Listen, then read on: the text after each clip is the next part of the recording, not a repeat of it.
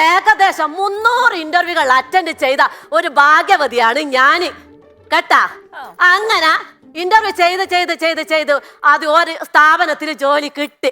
എനക്കാണെങ്കിൽ teaching ഫീൽഡിലൂടെ ഭയങ്കര താല്പര്യം. ഞാൻ അങ്ങനത്തെ സ്ഥലത്തെ ജോലിക്ക് പോകും. BCom ഫസ്റ്റ് ക്ലാസ്സുകാരിയാണ്. ഞാനൊരു സ്ഥാപനത്തിൽ ജോലി ചെയ്തോണ്ടിരിക്കും. ആടുള്ള സാറ് പറഞ്ഞ്, ബബിത ടീച്ചർ ഞാനൊന്ന് പുറത്തു പോയിട്ട് വേഗം വരുമെന്ന് പറഞ്ഞു. ഉച്ചയ്ക്ക് ശേഷമല്ലേ ഭക്ഷണമെല്ലാം കഴിഞ്ഞാല് ഞമ്മക്കൊരു ഉറക്കെല്ലാം ഉണ്ടാവും. സാറ് പോകാൻ കാക്കുന്നേ ഉറങ്ങ. സാറ് AC ഓണാക്കിയിട്ടേനും പോയ 2 സ്റ്റാഫും കൂടി ഉണ്ടേനും. ഒരു ക്യാമറ കാണാത്ത സ്ഥലത്തും പോയിട്ട് ഉറങ്ങി, ഞാൻ ക്യാമറ കാണുന്ന സ്ഥലത്തും പോയിട്ട് ഉറങ്ങി. അങ്ങനെ ഉറങ്ങി നോക്കുമ്പോ എന്നോടങ്ങ് കൂർക്കം വലിച്ചങ്ങ് ഉറങ്ങിപ്പോയി.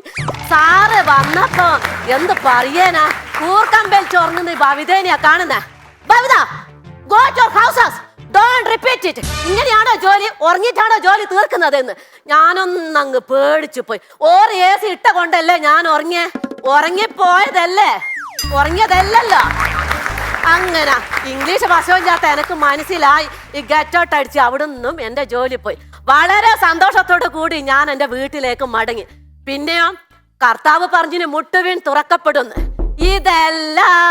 ഇതും ഇതിലപ്പുറവും ചാടിക്കടന്നവളാണ് KK ബബിത.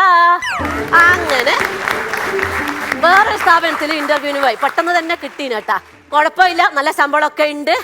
അങ്ങനെ അവിടെ ജോലി ചെയ്തോണ്ടിരിക്കുമ്പോ ആടുള്ള സാറ് പറഞ്ഞ്, എന്നെ ഒരു ഗസ്റ്റ് വന്നിട്ടുണ്ട് ബബിത, ഇനി ഒന്ന് അറ്റൻഡൻസ് എടുക്ക്, ഞാൻ വേഗം വരാമെന്ന് പറഞ്ഞ് സാറ് മയക്കാൻ കഴിച്ചിട്ട് ആടെ വെച്ച്.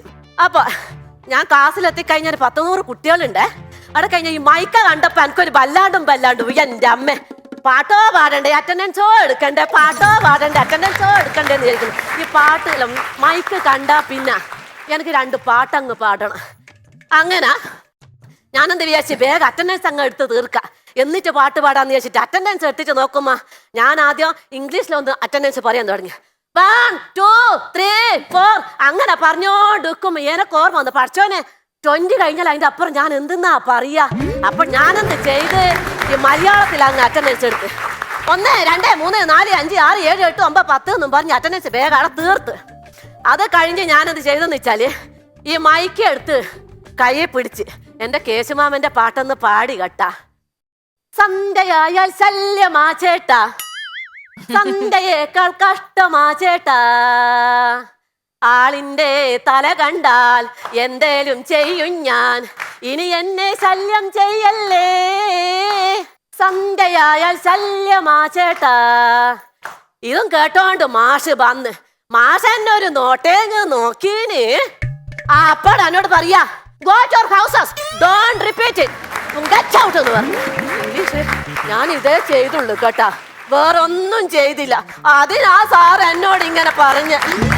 അപ്പോൾ എനിക്ക് മനസ്സിലായി ഇത് ഗെറ്റ് ഔട്ട് അടിച്ചതാണ്. അങ്ങനെ ഞാൻ സന്തോഷത്തോടു കൂടി എൻ്റെ വീട്ടിൽ അങ്ങ് പോയി.